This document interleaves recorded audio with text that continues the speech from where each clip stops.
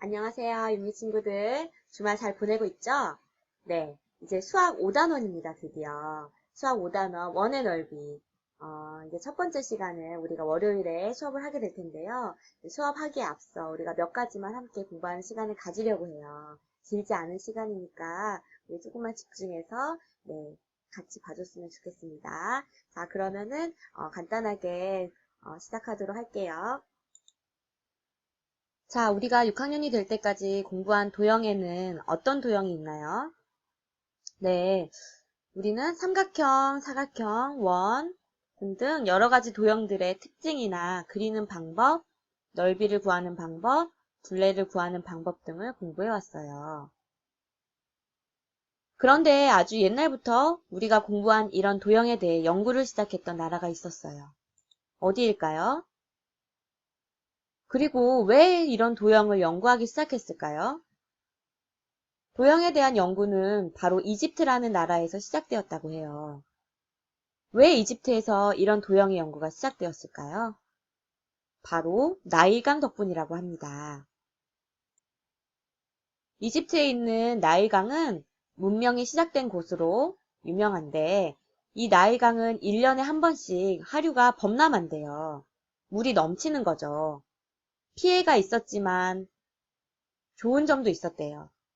물이 넘치면서 피해도 있었겠지만 좋았던 점이 뭐냐면 범람하면서 온갖 영양분이 풍부하게 들어있는 물이 땅으로 넘쳐서 그 영양분 덕분에 농사가 잘 되었다고도 해요.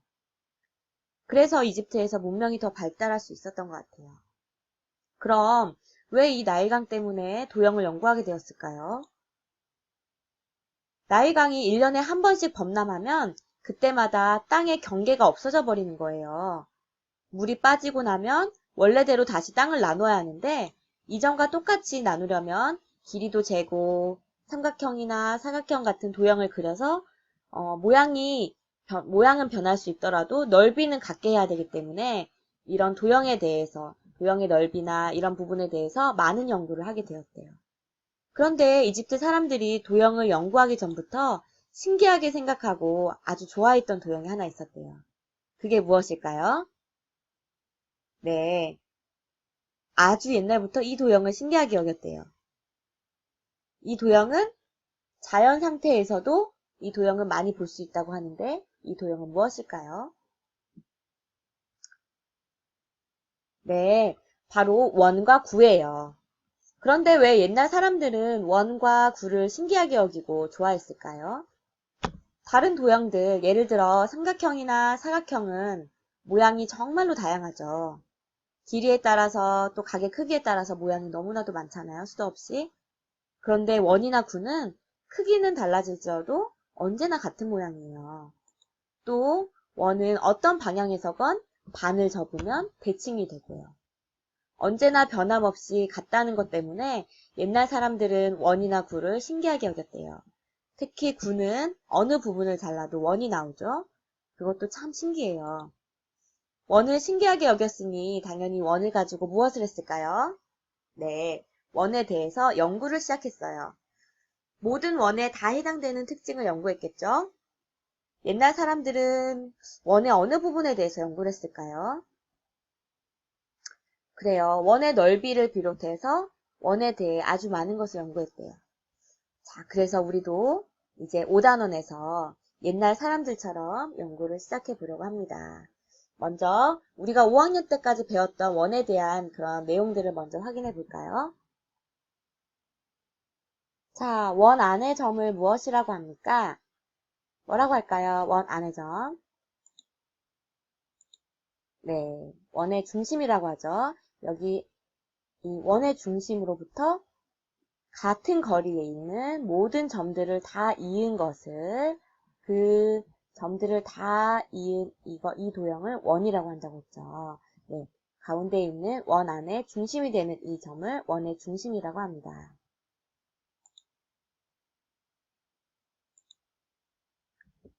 빨간 선분 기억 니은은 그럼 무엇이라고 할까요? 네, 원의 중심을 지나는 이 선분 중에서 원의 중심과 원을 지나는 이 성분을 반지름이라고 하죠. 자, 그러면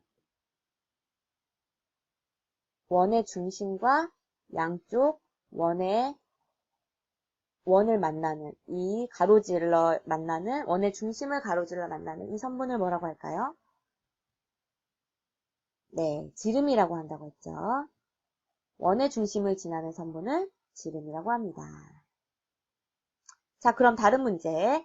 아래 원의 지름과 반지름의 길이는 몇 cm일까요? 먼저 지름은 네, 8cm가 되고 반지름은 반이 되기 때문에 4cm가 되겠죠. 아래 그림의 지름의 길이는 얼마일까요? 반지름이 5cm가 되기 때문에 네, 2배가 되죠. 그래서 지름의 길이는 10cm가 되겠습니다. 자, 원 모양을 찾아보고 도형 각 부분의 이름을 써보세요.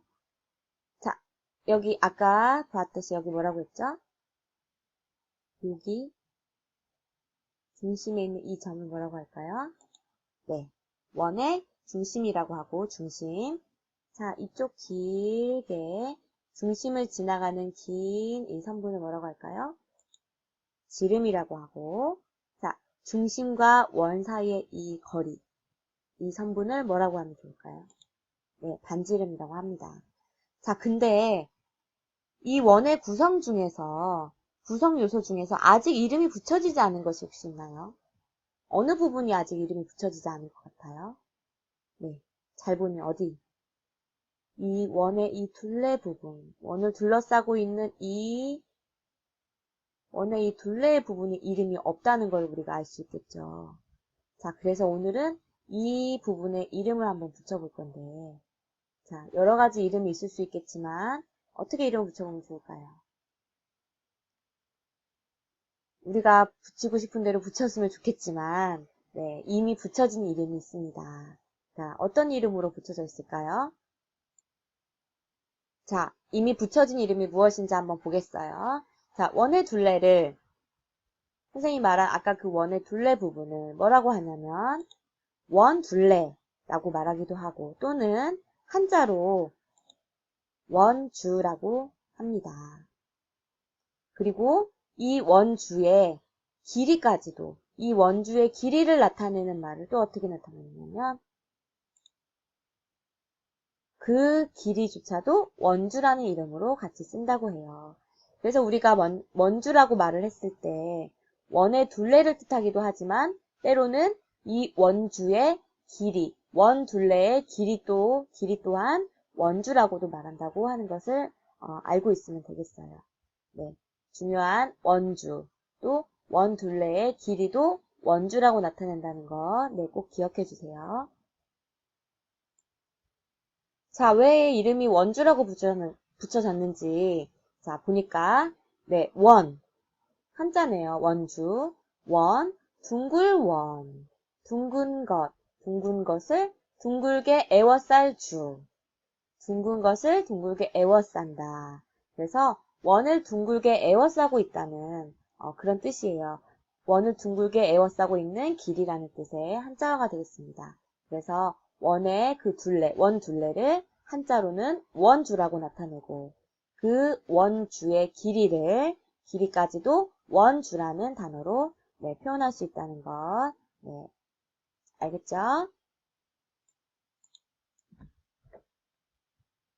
자, 고대 수학자들은 원이 지름이 커지면서 원주도 커지는, 지름이 커지면서 원주도 커지는 이 관계에 일정한 법칙이 있을 거라고 생각을 했어요. 그리고 실제로 지름과 원주 안에 어떠한 비율이 숨어져 있다는 것을 발견해내게 되었어요. 자, 이 지름에 대한 원주의 비에 대해서 연구를 하기 시작한 거예요. 지름과 원주, 이 지름과 원주, 이 지름과 원주, 이 지름과 원주. 자, 한마디로 이 지름에 대한 원주의 비에 대해서 사람들이 관심을 가지고 이 지름에 대한 원주의 비가 이 원의 비밀을 밝힐 수 있는 너무나 중요한 그 수임을 발견해내게 되었어요. 자, 우리가 4단원 힘겹게 비와 비율에 대해서 공부를 했었는데 여기에도 또 하나의 비율이 나왔습니다. 네, 여기에 나온 비, 원에 나온 이 비율은 무엇이냐면 바로 지름에 대한 원주의 비예요. 그렇기 때문에 기준이 뭔가 될까요? 지름에 대한이니까. 네, 기준이 바로 지름이 되는 거예요. 그렇기 때문에 자, 이렇게도 말할 수 있어요.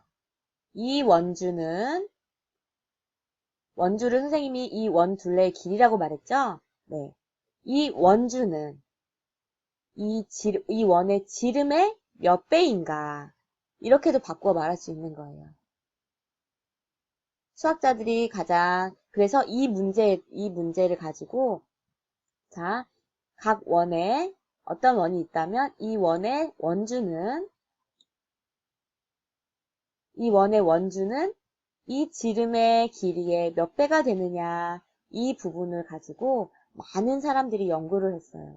그리고 그 지름에 대한 원주의 비를 나타내는 그 말까지 이름을 붙여줬어요.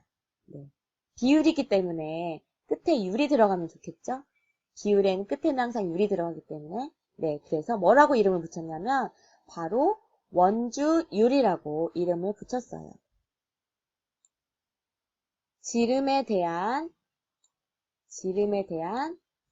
원주, 아유, 잘 안 그려지네요. 원주의 비. 그래서, 자, 이 원주는 지름의 몇 배인가? 라는 문제. 그래서 이거를 원주의 비율이다. 지름에 대한 비율이다 해서 원주율이라고 이렇게 이름을 붙였습니다. 자, 여러분, 원주율에 대한 거에 대해서 이제 우리가 실제로 월요일 수업 시간에 이 지름에 대한 이 원주의 비 직접 우리가 한번 수업 시간에 재보도록 할 거예요.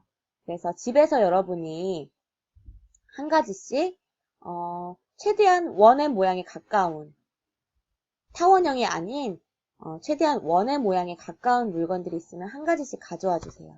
그래서 가져온 그 원 모양을 가지고 우리가 그 원의 지름을 구하고 그 다음에 원주의 값을 구해가지고 그 원주가 지름에 비해 몇 배가 되는지를 계산해 보도록 하겠습니다.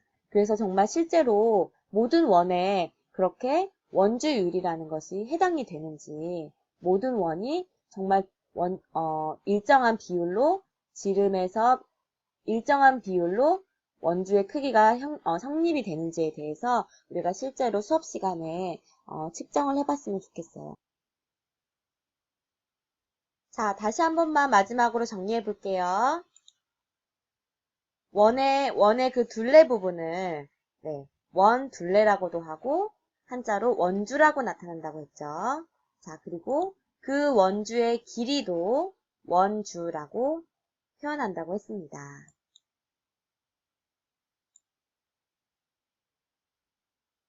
자, 원의 지름에 대한 원주의 비가 모두 같다고 했는데 우리가 진짜 실제로 수업 시간에 그걸 한번 확인해 보도록 할 거고요. 그랬을 때 원의 지름에 대한 원주의 비가 같다고 했을 때 자, 그 비율을 비의 값으로 나타낸 그 값을 뭐라고 한다고 했죠? 네, 이 원주의 비율이다 해서 원주율이라고 한다. 네. 수업 시간에 다시 한번 살펴보도록 할게요. 자, 그래서 중요한 거. 준비물 잊지 말고 월요일에 꼭 가져와야 됩니다. 네, 여러분이 영상 보면은 바로 가방에다가 이 준비물을 바로 챙겨뒀으면 좋겠어요. 네, 준비물 뭔가요? 네, 보면은 원 모양의 물건. 작아도 되고 좀 커도 괜찮아요. 좀 다양하게 우리가 크기별로 정말 모든 원 모양에 이런 원주율이 숨어 있는지 그 원주율이 숨어 있는지에 대해서 한번 우리가 살펴봤으면 좋겠어요. 그래서 원 모양의 물건, 뭐가 됐든지 괜찮지만 타원형이 아니라 좀 최대한 원 모양에 가까운 그런 물건을 챙겨서 가져오면 좋겠습니다. 자, 오늘 영상 보느라 너무 수고 많았어요. 찍다 보니까 너무 길어졌네요. 네, 너무너무 수고 많았고 우리 월요일에 건강한 모습으로 만나요.